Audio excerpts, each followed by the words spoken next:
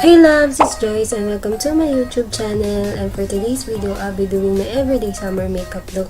Since super duper init, we're aiming for that natural look para pagpawisan ka man, easy lang siyang i-retouch. As a disclaimer, hindi po ako makeup guru, I just want to share how I do my makeup. So yeah, if you guys want to know how I made this everyday summer makeup look, please keep on watching. So first, I'll be using Ives Renewing Moisturizer. I'll be putting that all over my face. Also, remember to moisturize your face, ano man ang skin type mo, cause moisturizer help your skin feel smooth and healthy.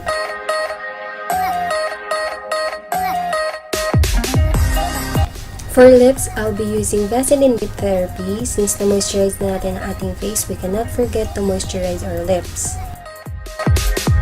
And for the base, I'll be using this Belo Tinted Sunscreen and I'll be putting that all over my face.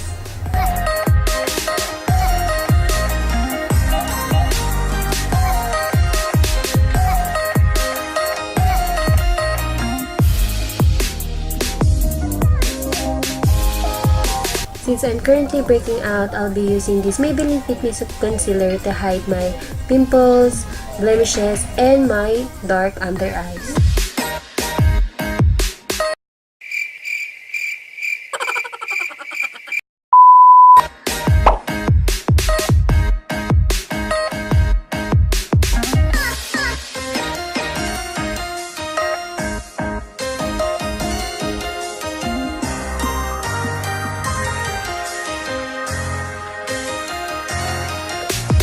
To set my concealer and mattify my face, I'll be using this Maybelline FIT ME Powder Foundation in the shade 220.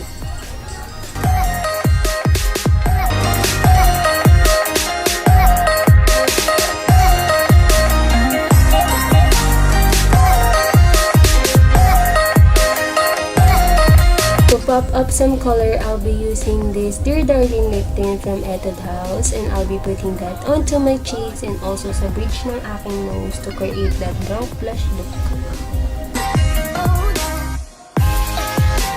For contour, I'll be using this Revlon Sculp and Go Contour Stick and I'll be putting that onto my cheekbones, jawline, forehead, and also to contour my nose.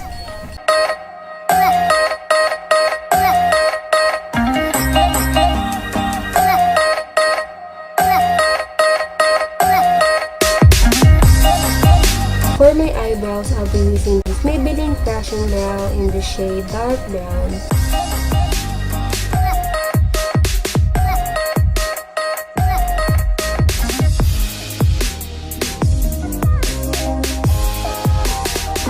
For the lips, I'll be using this Belena Matic lipstick in the shade Raw Burgundy. This part is just an option. Since gusto ko yung color ng lips ko, ginagamit ko rin yung same product as an alternative for eyeshadow.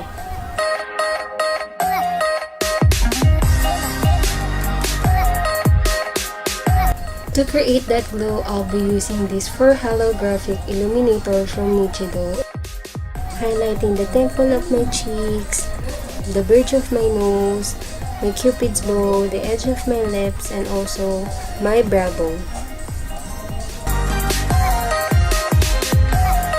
For the last step, I'll be setting my face using this Rose Gel Dewy Mist from the Beauty Bakery.